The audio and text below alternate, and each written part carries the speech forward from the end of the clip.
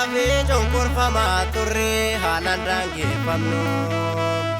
Gaafa guyyaan ga'ee tokkorraa eegallaa nuti yaafatamu. Akka gajjennetti mataa buusnee namnu darbuun keenya noonu. Dursee dhiigaan darbee mootii waaqaaf lafaa inni cinoolulu. Ulaa cufaa banaa galaana gumii jajjaba taasisa. Kaakuu waan nu waameef barcuma ulfinaa gubbaa nu teessisa. Yoo nu hinaafanii mul'aga gootanii keessa nu buusanii. Ulaalinni namnu kakuu tola deemnaa abjuu dhugoomsuufi abjuu dhugoomsuufi. Urumsaan hin kunne mu'ee galma ga'ee dibanni Yoosefi. Guyyaa isaa eeggatee biyyaaf gaafa rakkoo furmaata ta'eefi. Namarraa miti kan keenya waamichi olirraa muudamne. Urumsi nummuu sammuu itti amannee warra ormootaan gallee. Laayyoo fakkaannu yoo abjuun kan keenya yoo hiikaa gaarii baata. Gaalaan nurka jira ufii duwwaa miti nuti biyyaaf taana. Abjuu ijoollummaa isa abjoonni sana ammarra geenyutti. Faatamee simbaduu kakuu keenya hin kenna mormatti hin kenna mormatti.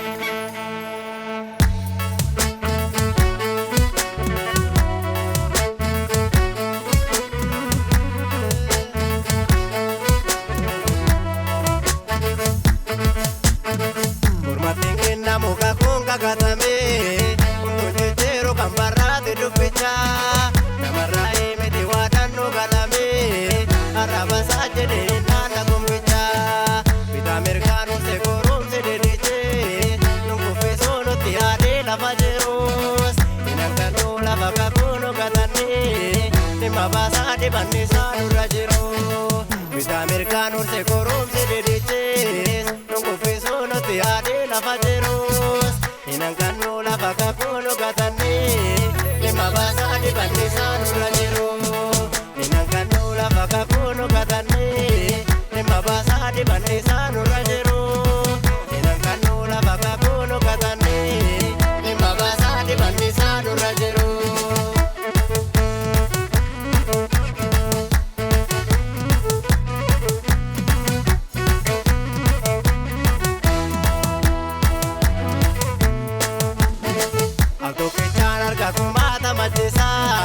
Isa kukuufun hin ta'uu dhaatanii mul'ata isa tujiinna lanamaa waaqa jalaan baantasaa baqatanii hin hojjadhu dura isaatti tole jedhee yakka guddaa kan akkamiittan dalagaa dide Yoosef dide garaasa kutatee eege waadaa waaqa waamicha ganamaa qulqulloomne waaqa kanaaf amanamnaan nutis waamicha waaqayyoo kana barree.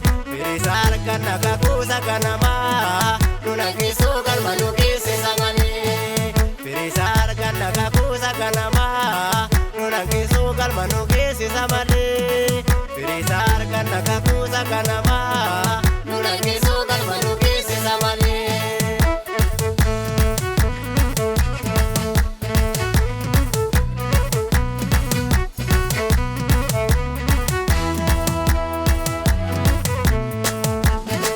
Yosef dide koromse yorra koratu irrafamne tasuma yoo akka namaa garaasaa waan biraaf iddoo tokko hin qabu mukambisaa ci abjuusa ganamaa isa waadaa galee gooftaan tasangatu warra isaa manamanii nama